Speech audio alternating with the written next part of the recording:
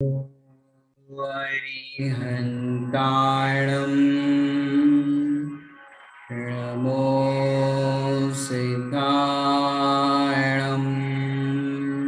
नमो आयर्याणं नमो वज्रायाणं नमो लोये सवसावणम् ऐसो पंचनमो यारो सर्व पाप प्रणाशनो मंगलांच सर्वेशं परमं हवै मंगलम। बंधुओं, हमारे चरित्र नायक को भला हम कैसे भूल सकते हैं, जिन्होंने हमें अंधकार की तरफ मुख था उसको मोक्ष के तरफ मुख को कर दिया। ऐसे हमारे चरित्र नायक को हम सचमुच भूल नहीं सकते। चंद पंक्तियों से हम ये कथा को प्रारंभ करते हैं।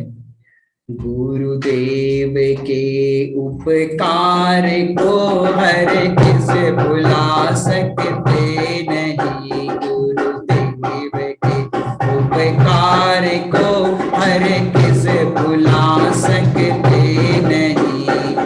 तन भुला सकते हैं लेकिन धन भुला सकते नहीं। तन भुला सकते हैं, भुला सकते नहीं। गुरुदेव के उपकार को हर किस भुला सकते नहीं, गुरुदेव के उपकार को हर किस भुला सकते नहीं।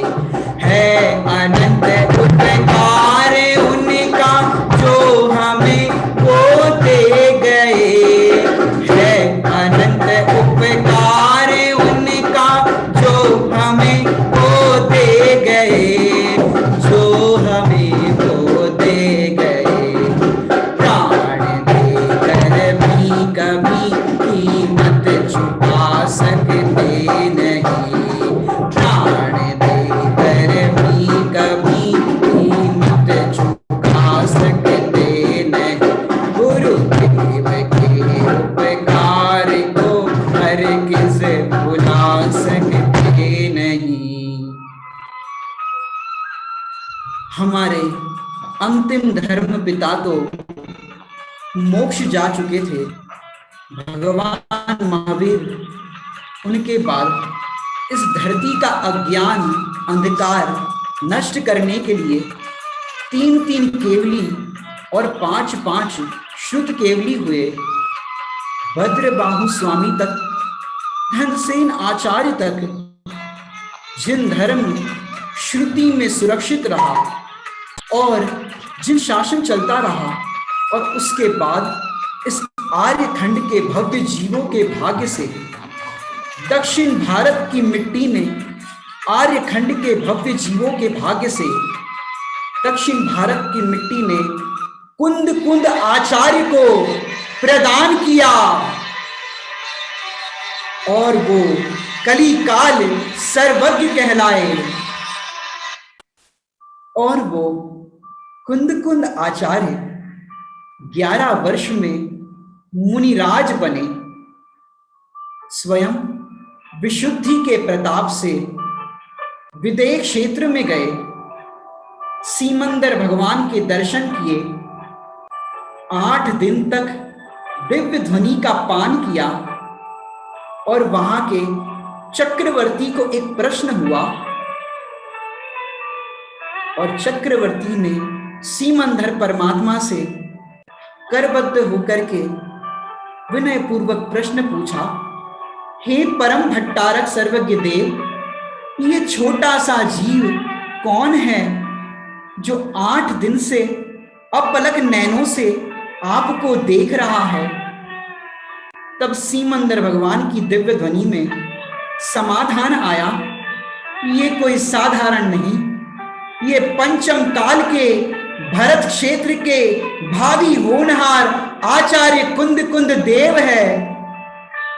इनके नाम से पंचम काल के अंत तक जिन धर्म का शासन चलेगा, जिस समय कुंद कुंद आचार्य देव विदेह क्षेत्र में भगवान के समूह शरण में दिव्य ध्वनि सुनने गए थे, उसी समूह शरण के अंदर हमारे चरित्र नायक कांजी स्वामी का जीव उसी समूह शरण में विराजमान था।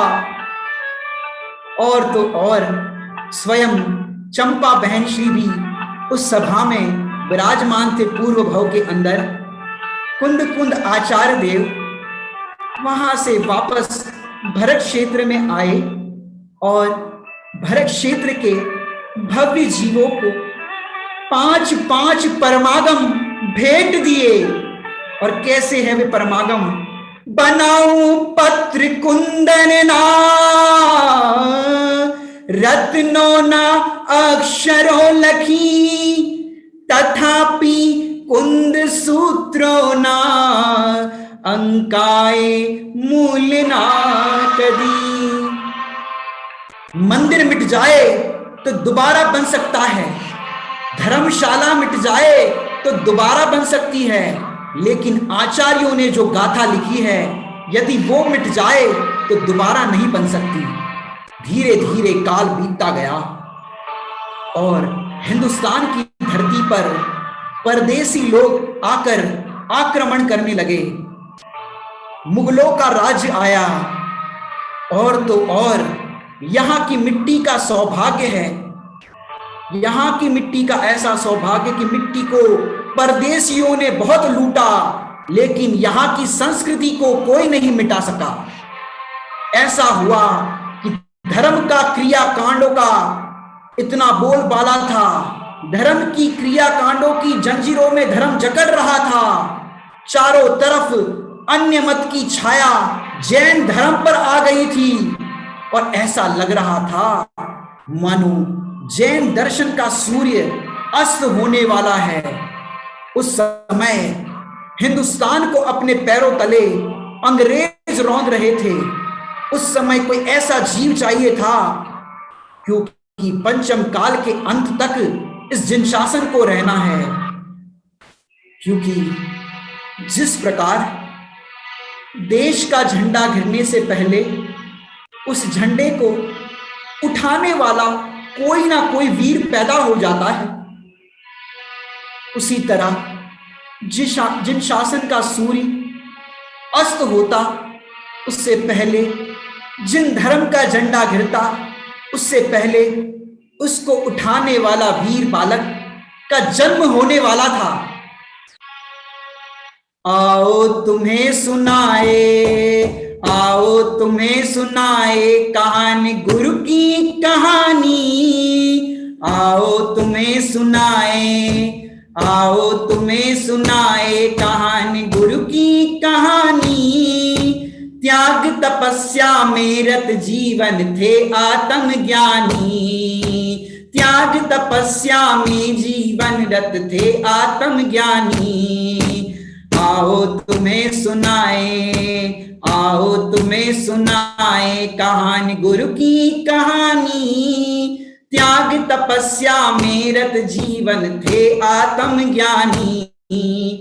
गुजरात राज्य धरा को पावन करने को वे आए, गुजरात राज्य धरा को पावन करने को वे आए। अध्यात्म की मंगलमय प्रभाव न करने आए, अध्यात्म की मंगलमय प्रभाव न करने आए। वैशाख सुदी दूज की, वैशाख सुदी दूज की ये गाथा सुहानी। त्याग तपस्या में रत थे आत्मज्ञानी। आओ तुम्हें सुनाए।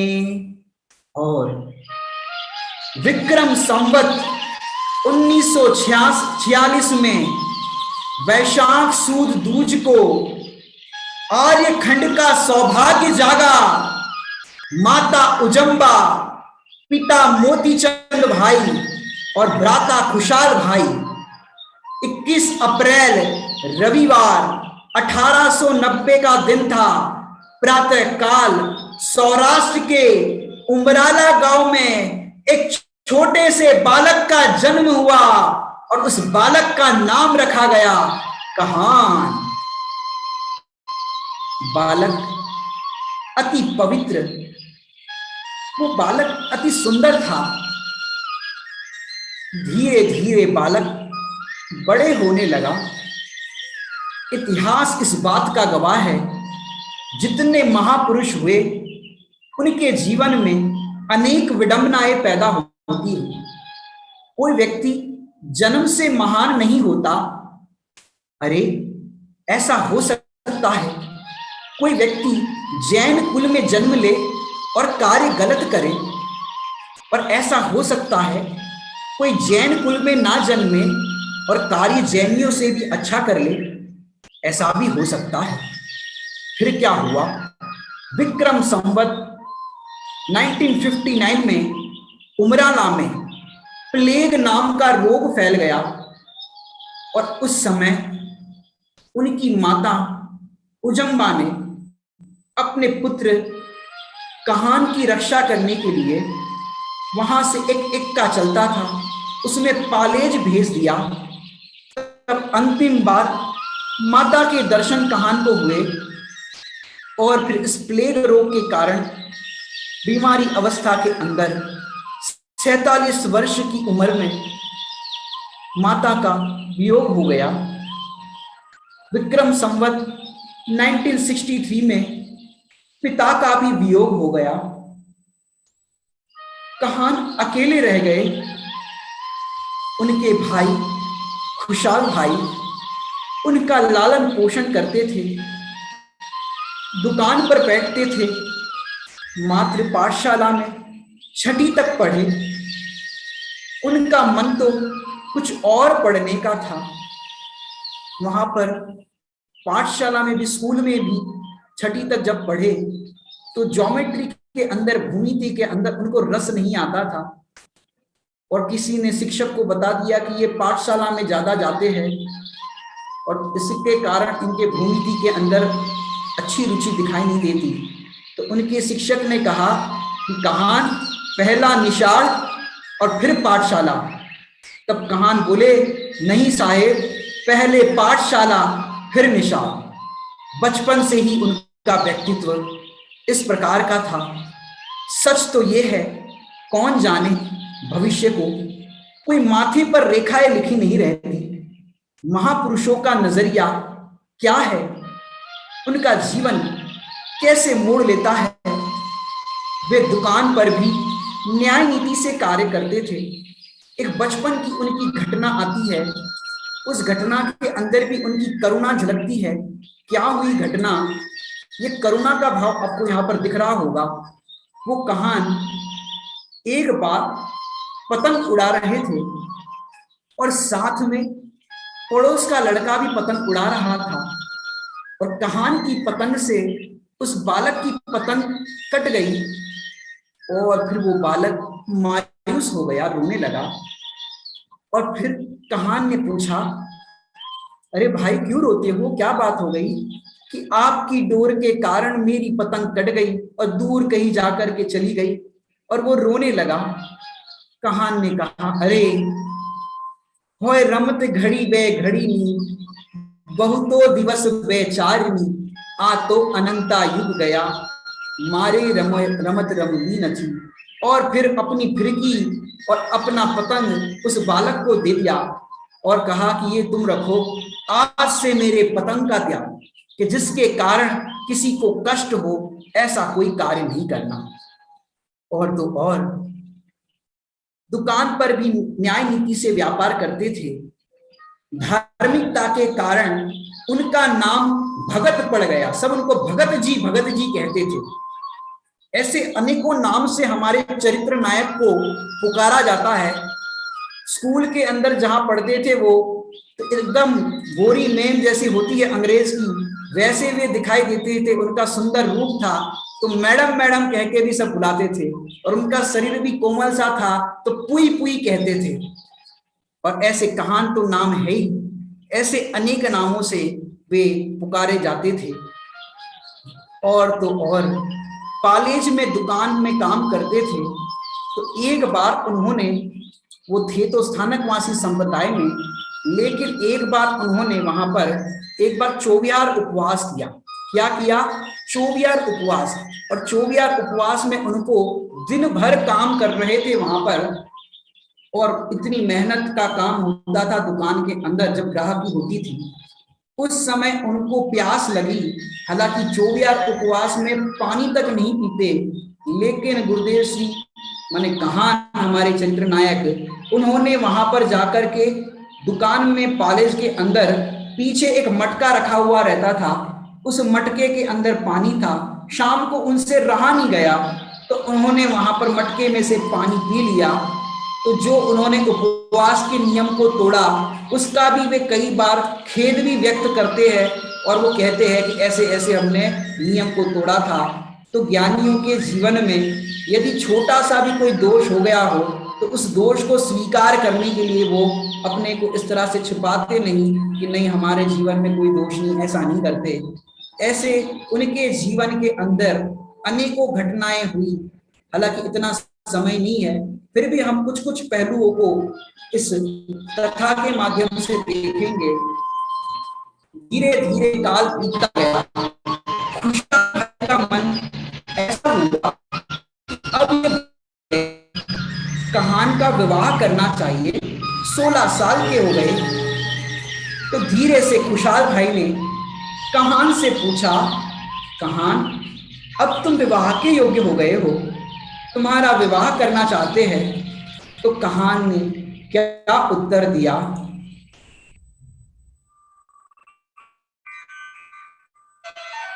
गर्दन नीची हो गई, भाई मुझे विवाह नहीं करना।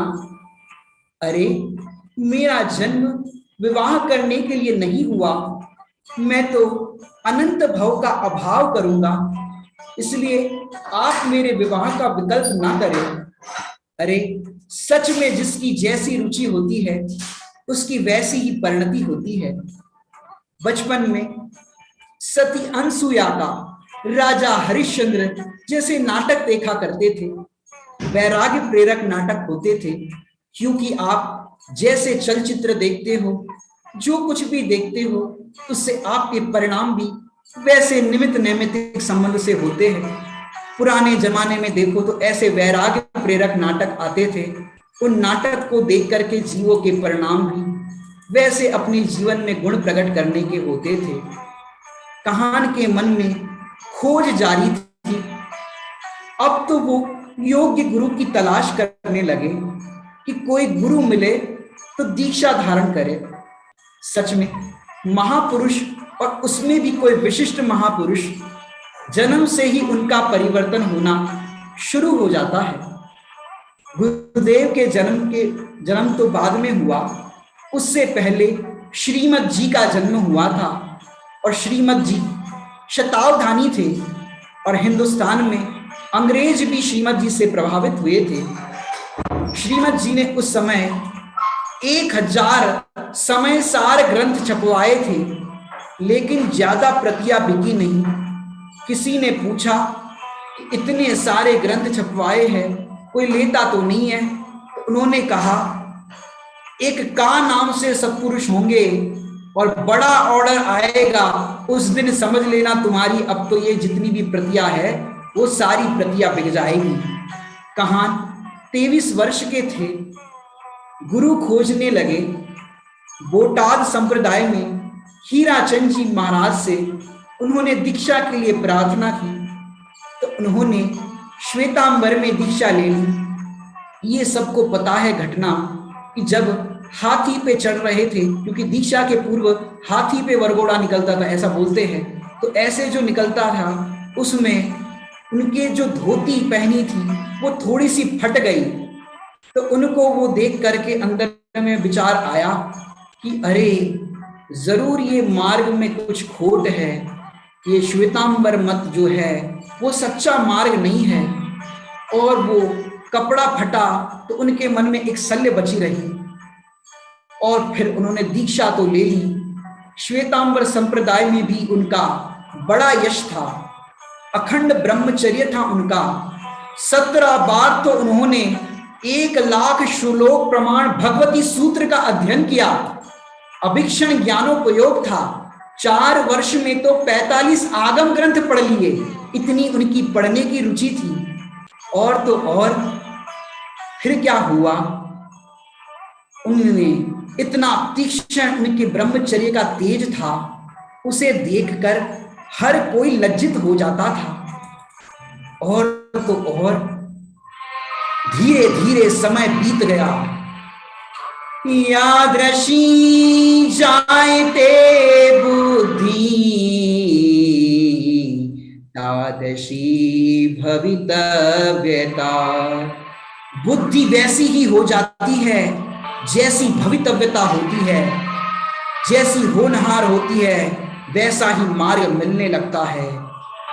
और फिर शुभ घड़ी शुभ मुहूर्त में विक्रम संवत 1978 में न जाने कैसे उनके हाथ में अनंत जन्मों के पुण्यों के प्रताप से उनके हाथ में समय सार जी ग्रंथ आ गया, और वो उनको दामोदर सेठ ने पढ़ने के लिए दिया कि शायद ये ग्रंथ बहुत अच्छा है।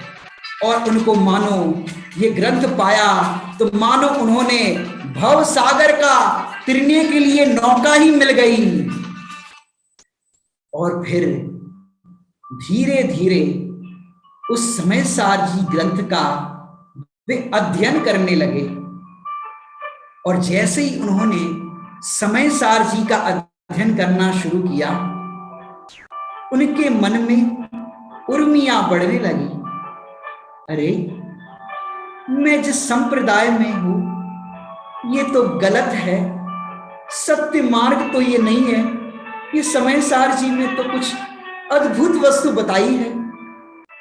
एक एक गाथा को पढ़ते जाते, जैसे ही समय सार जी उनके हाथ में आया तो उनके उद्गार निकले, यह तो अशरीरी होने का शास्त्र है। पूर्व जन्म का भी संस्कार अंदर में था और वो संस्कार भी अंदर में दौड़ने लगा।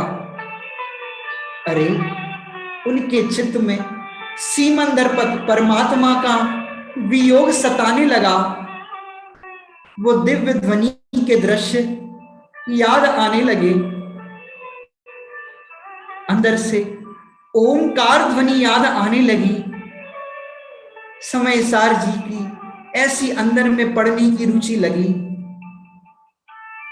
आहा, इस ग्रंथ में कैसे कैसे रहस्य भरे हैं। इतने वर्ष हो गए इस संप्रदाय के अंदर, कभी ऐसी सुनने के लिए बात नहीं मिली। सचमुच कुंद कुंद आचार्य देव ने गजब काम किया है। यदि ये समय सार ग्रंथ नहीं मिलता मुझे, तो मुझे ये कल्याण स्वरूप भगवान आत्मा की बात कैसे समझ में आती। गुरुदेव श्री के चित्त में इसकी महिमा आ गई। इधर ग्रंथ का अध्ययन गहरा बढ़ता गया, इधर कण कण की स्वतंत्रता की घोषणा का भाव आने लगा। इधर गांधी जी अंग्रेजों को भगाने लगे, इधर कांजी स्वामी क्रियाकांड को भगाने लगे। इधर देश की स्वतंत्रता का उत्साह चल रहा था सारे लोगों के अंदर।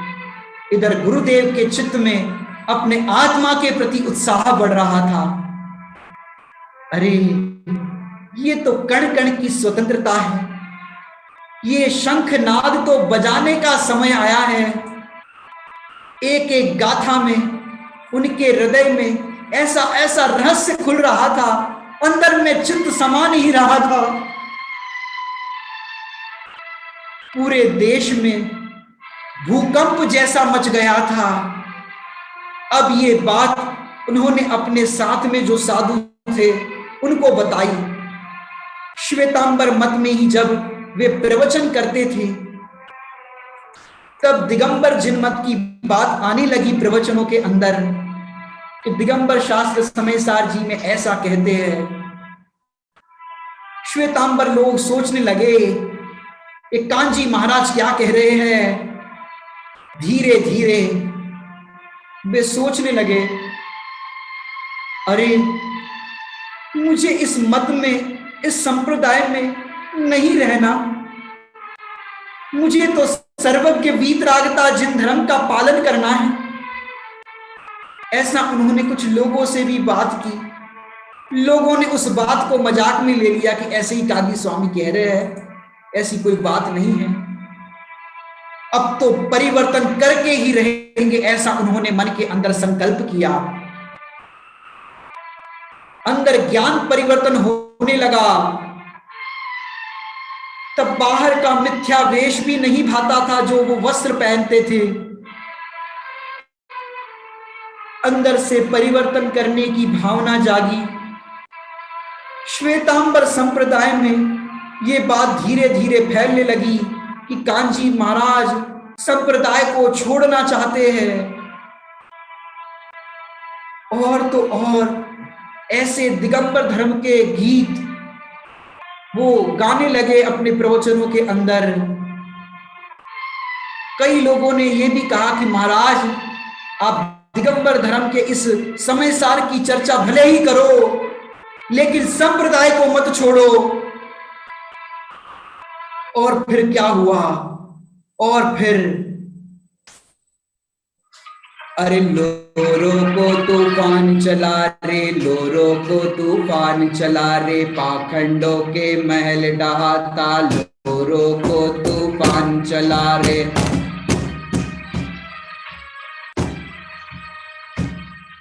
लोरो को तूफान चला रे, लोरो को तूफान चला रे। और ऐसे सारे जगह पर यही बात फैलने लगी कि कांजी महाराज संप्रदाय को छोड़ना चाहते हैं। और कांजी स्वामी ने सोचा, ये लोग, इस संप्रदाय वाले या साथ में रहने वाले साधुगण मुझे संप्रदाय परिवर्तन करने के लिए बाधित होंगे, ये मुझे परिवर्तन करने नहीं देंगे, ये किसी मुंह पत्ती का त्याग करने नहीं देंगे। उन्होंने एक स्थान खोजा, लगता था वह स्थान मानो उनके लिए ही बना था, जिसका पवित्र नाम सोनगढ़ है। और तो और वो सोनगढ़ में आज भी जंगल जैसा लगता है।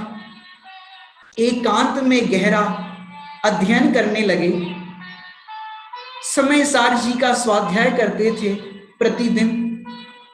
कभी कभी तो गड्ढों में बैठ करके भी, जंगल में बैठकर, कभी पेड़ों के नीचे बैठ करके इस अद्भुत समयसार जी ग्रंथ का स्वाध्याय करते थे। और तो और उनका स्वाध्याय गहरा होने लगा। और तो और विरोधी लोग विरोध भी करते थे, लेकिन उनको उस विरोध से कोई फर्क नहीं पड़ता था, क्योंकि उनको तो ये जो ग्रंथ मिला था, इस ग्रंथ को पढ़ करके उनको इतना अंदर में आह्लाद आया कि अब तो जगत के सारे लोग मेरा विरोध कर ले तो भी मैं इस दिगंबर जैन संप्रदाय के अंदर मत परिवर्तन अवश्य करूंगा। उनके पास कोई सपोर्ट नहीं था, कोई दिगंबर धर्म में जानने वाला भी नहीं था, लेकिन एक व्यक्ति से उनका परिचय था, दो व्यक्ति से उनका परिचय था। कौन थे वे? कुंद आचार्य और अमृतचंद्र आचार्य। इन दो व्यक्तियों से परिचय था कि हे कुंद स्वामी, मैं तो दिगंबर धर्म में किसी को नहीं जानता, मेरा परिचय तो सिर्फ आपसे है। आपने मुझे बताया, मैं प्रमत्त भी नहीं और अप्रमत्त भी नहीं, एक ज्ञायक भाव हूं। सचमुच बड़े बड़े 5-5 हजार लोगों की सभा में लोग मुझे कांजी महाराज कहते हैं, मेरा इतना सम्मान करते हैं, गुणगान करते हैं, लेकिन हे कुंद कुंद स्वामी, मुझे आपने जो मार्ग बताया है, सचमुच मैं तो आपके ही पद चिन्हों पर चलना चाहता हूं। भले ही समाज मेरा साथ दे या ना दे, लेकिन आपने जो तत्व बताया है, मेरा शुद्ध अंतस तत्व बताया है, इसके सहारे मैं अपने जीवन को यापन कर सकता हूं। और तो और इस विरोध के वातावरण में गड्ढों में बैठ करके इस समयसार जी की गाथाओं का रसपान करते थे, और मानो वे क्या कह रहे थे, मिला समय सार मुझे जग से क्या काम, मिला समय सार मुझे जग से क्या काम, जग करे निंदा या करे प्रशंसा, जग करे निंदा या करे प्रशंसा, घटे ना बढ़े हो मेरा कोई अंशा, घटे ना बढ़े हो मेरा कोई अंशा, अंतर्मुख हो जाऊं, अंतर्मुख हो जाऊं, रहूं आत्म राम, मिला समय सार मुझे जग से क्या काम, मिला समय सार मुझे जग से क्या काम। सचमुच वे खोजी थे, और खोज करने पर उनको ये रहस्य वाली बात मिली, तब उनको इतनी महिमा आई। इतने मुमुक्षु है, इतने लोगों को ये समयसार जी ग्रंथ मिला, श्रीमद जी को समयसार जी ग्रंथ मिला, तो उन्होंने अपनी मुट्ठी भर करके रत्न दे दिए जिसने ये समयसार दिया। और भी ज्ञानियों को समयसार मिला, तो इस तरह के उनके परिणाम मिले कि जो था वो सब कुछ दे दिया। इसके सामने जो अपन कहते हैं अंकाए मूल्य ना कदी, ऐसा ये समयसार है। लेकिन ऐसे समयसार को सुनने पढ़ने में भी हमको यदि जिज्ञासा नहीं हो, और सुन रहे हो पढ़ रहे हो, फिर भी जो उसमें तत्व बताया है वैसा परिणमन रूप नहीं करने की अगर आपकी अभिलाषा नहीं होती, तो टोडरमल जी की भाषा में कहे तो तुम्हारे अभाग्य की महिमा हमसे नहीं होती। इस बीच में उनके हाथ में मोक्ष मार्ग प्रकाशक ग्रंथ हाथ में आया। एक तरफ उन्हें दिगंबर आचार्यों की महिमा आई, तो दूसरे तरफ दिगंबर पंडितों की भी महिमा आई कि दिगंबर ना आचार्यो ये तो गजब काम कर्यु छे, और तो और दिगंबर पंडितों ये पण गजब काम कर्यु छे। ऐसे उनके उद्गार होते थे, क्योंकि स्वाध्याय करते गए, स्वाध्याय करते करते अज्ञान की परतें हटने लगी। उन्होंने निश्चित कर लिया अब तो मुझे परिवर्तन करना है, शीघ्र करना है। सत्य मार्ग तो यही है कि जहां पर दया दान पूजा व्रत आदि शुभ परिणाम से कह रहे हैं धर्म नहीं होता। धर्म तो धर्मी के अर्थात अपने आत्मा के आश्रय से होता है, ऐसा अन्यत्र कहीं पर भी नहीं कहा गया। अन्य जगह तो कहते हैं पाली तना की इतनी बार यात्रा करो, माला फेरो, जब तप करो, उपवास करो, पोषण करो तो तुम्हारा मोक्ष हो जाएगा।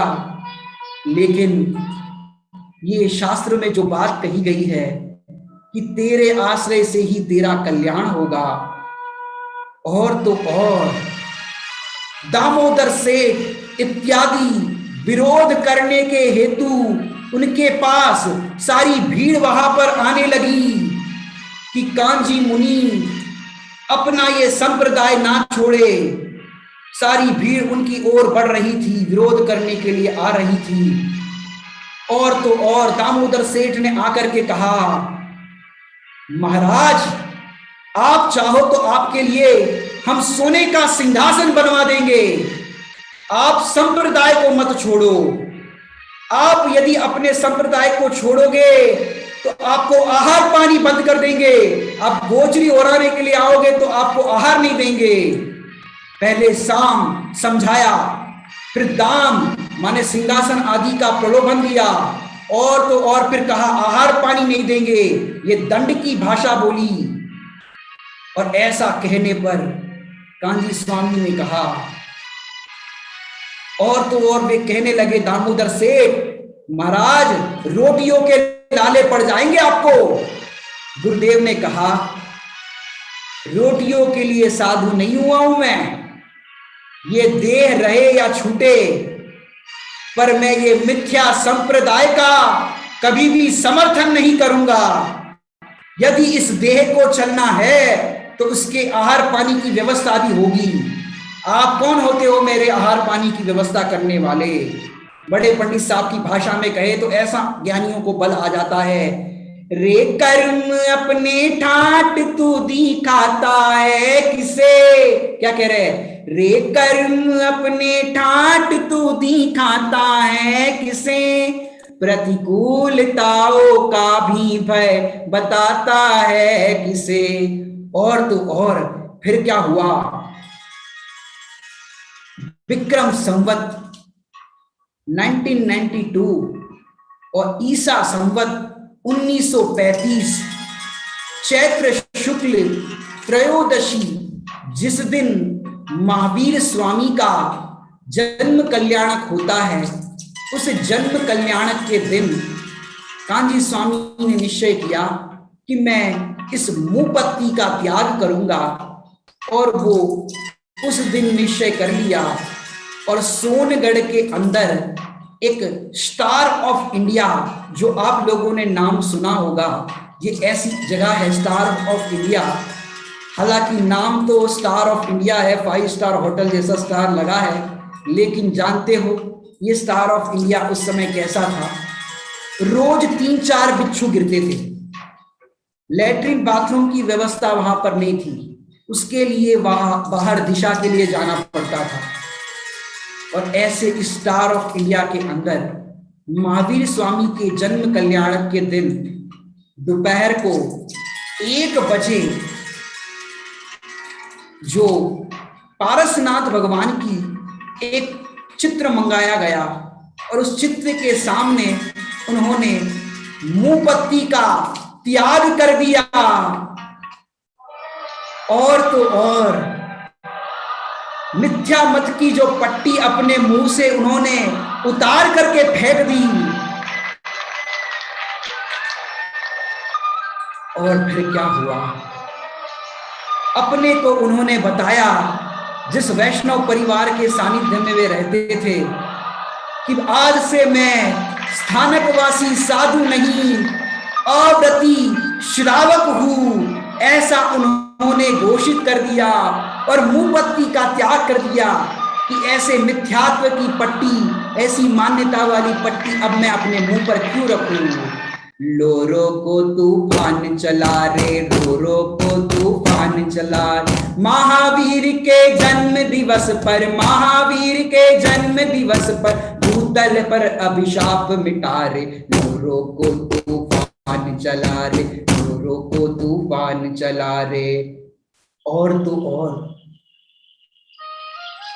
उनका ज्यादा किसी दिगंबरों से परिचय नहीं था, लेकिन एक दूधी बहन थे, वो वहां पर उनके दर्शन हेतु आए थे, और इस प्रकार से उनका सोनगढ़ में आना हो गया था। सचमुच महापुरुषों के लिए व्यवस्थाओं की कभी जीवन में कमी नहीं होती। जैसे रामचंद्र जी को वनवास मिला था, तो देवता लोग पहले से ही सोने के भवन बना करके रखते थे जहां रामचंद्र जी रुकते थे। ऐसे सोनगढ़ भी धीरे धीरे तीर्थ बनने लगा। गुरुदेव श्री का वहां पर स्वाध्याय होने लगा। धीरे धीरे भीड़ इकट्ठा होने लगी, और तो और पूरे हिंदुस्तान के अंदर हल्ला मच गया। सोनगढ़ के अंदर भीड़ की भीड़ उमड़ने लगी कि अरे इतनी सारी भीड़ सोनगढ़ की तरफ बढ़ रही है। अरे ये क्या हो रहा है। कुछ लोग वहां पर विरोध करने भी आते थे। ये कांजी मुनि सबको बहकाते हैं और कहते हैं, एक गुजरात के मुनि हैं कांजी मुनि, वो ऐसा कहते हैं कि क्रिया कांड में पुण्य नहीं होता, धर्म नहीं होता, वो सारी जड़ की क्रिया है, ऐसा कहते हैं। क्रिया कांड का निषेध करते हैं, पुण्य से धर्म नहीं होता, ऐसा वो कहते हैं। और तो और वो कण कण है, और कण कण की स्वतंत्रता, जब आत्मा की दृष्टि से करने से आत्मा का कल्याण होता है। आत्मा की दृष्टि जो करता है उसी का कल्याण होता है, पुण्य में धर्म नहीं। ये बातों से हिंदुस्तान बौखला गया था उस समय। जो क्रिया कांड की दुकानें चल रही थी वो बंद होने लगी। वह चारों तरफ गुरुदेव का लोग विरोध करने लगे, पर धन्य है गुरुदेव, उनका विरोध करने पर भी वे क्या करते थे कि वे इस विरोधियों के ऊपर भी ऐसा कहते थे, ये भूले हुए भगवान है। और तो और उन तरफ पूरा सारा वातावरण इस विरोध के काल में भी अगर कोई ऐसा पत्र भी आ जाता विरोध का, तो स्वामी जी कहते आज एक कागड़ आव्यो छे, एमा विरोधनी बात लखी से। पर भाई भूलेला भगवान से छे तो भगवान ने, उनको आज ये बात समझ में नहीं आ रही, लेकिन कल बात समझ में आएगी। और वो ऐसी पुस्तिकाओं का भी विरोध नहीं करते थे। अपनी भाषा में कहे, no reply is the best reply.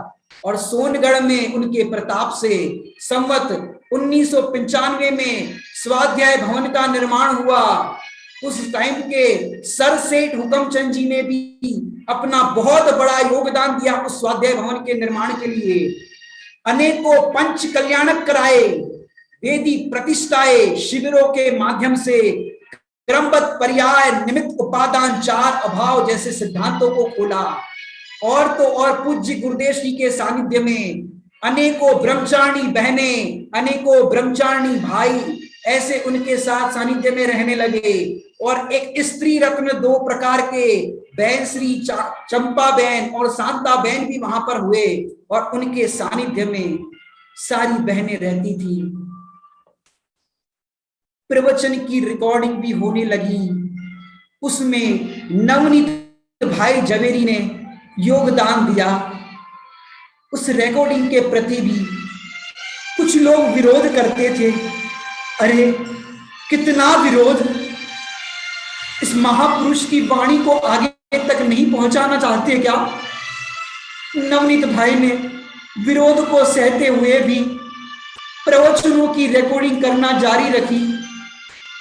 यदि ये कार्य उन्होंने नहीं किया होता तो आज हम पूज्य गुरुदेव श्री की वाणी को श्रवण नहीं कर पाते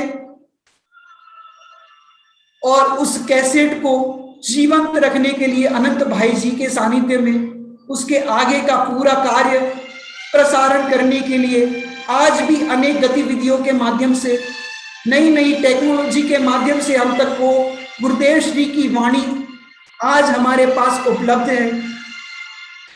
सर सेठ हुकमचंद जी, आज तक उनको दानवीर धनवान कहने वाले बहुत लोग मिले, लेकिन धूलपति कहने वाला ये पहला व्यक्तित्व था। सोनगढ़ में कोई हिंदी भाषा वाला आता तो हिंदी में प्रवचन सुनाते थे गुरुदेव श्री। सोचो कैसा व्यक्तित्व था हमारे स्वामी जी का। गुरुदेव श्री 103 बुखार के अंदर भी यदि श्रोता लोग पिपासु होते थे इस तत्व की बात सुनने के लिए, तो ऐसी बुखार की अवस्था में भी कहते थे ये तो देह का परिणमन है, मेरे चेतन में तो आनंद ही आनंद है, और ऐसे आनंद की बात सुनाते थे। मुमुक्षुओं का चित्त इसको देख करके भारी होता था। और तो और अंत में जब पूज्य गुरुदेव श्री के आयु का समय अंत आ गया, मुमुक्षुओं का चित्त भारी होने लगा। जिन्होंने उन्हें साक्षात देखा है, गुरुदेव की याद करें तो उनके आंखों से अश्रु की धारा बहने लगती है। उनके उपकार को कैसे चुकाया जाए, सचमुच ये बात कोई आर्टिफिशियल नहीं। जिस दिन गुरुदेव श्री का देह अवसान हुआ, इस आर्यखंड और पूरे भारत के भव्य जीव बिलख बिलख कर रोए थे। अरे, जैन दर्शन का सूर्य को जो आकाश में लेकर आए थे, वो आज जैन दर्शन के सूर्य को अस्त होते हुए देख रहे थे। लेकिन उनके जाने से वो सत्य को तो छोड़ करके गए। उस सत्य का सेवन हम आज भी कर रहे हैं। जो दृश्य हम सोनगढ़ का देखते हैं और जिन्होंने अंतिम बार गुरुदेव श्री के दर्शन किए होंगे, स्वयं राजकोट के चंदू भाई वो ऐसा बताते हैं, गुरुदेव श्री को दाह संस्कार के बाद 7 दिन तक भोजन नहीं किया था। आज हमारे बीच गुरुदेव नहीं, पर उनकी वाणी विद्यमान है। वो भी 9-9, 10-10 हजार प्रवचनों हैं। क्रम से गुरुदेव की एक एक लाइन पर अर्थ करते हैं सरल भाषा के अंदर। यदि ऐसी वाणी वर्तमान में हमारे पास उपलब्ध है, उसे श्रवण कर उनके उपकार को सुन के समझ करके और उस रूप परिणमन करें, तो गुरुदेव के साथ हम भी अल्पकाल में पूर्ण अवस्था की प्राप्ति कर सकते हैं। इस गुजरात की मिट्टी में कोई ऐसा वास्तव में चमत्कार है, वो भी सौराष्ट्र की मिट्टी में। इस मिट्टी में हिंदुस्तान को 2 संत दिए।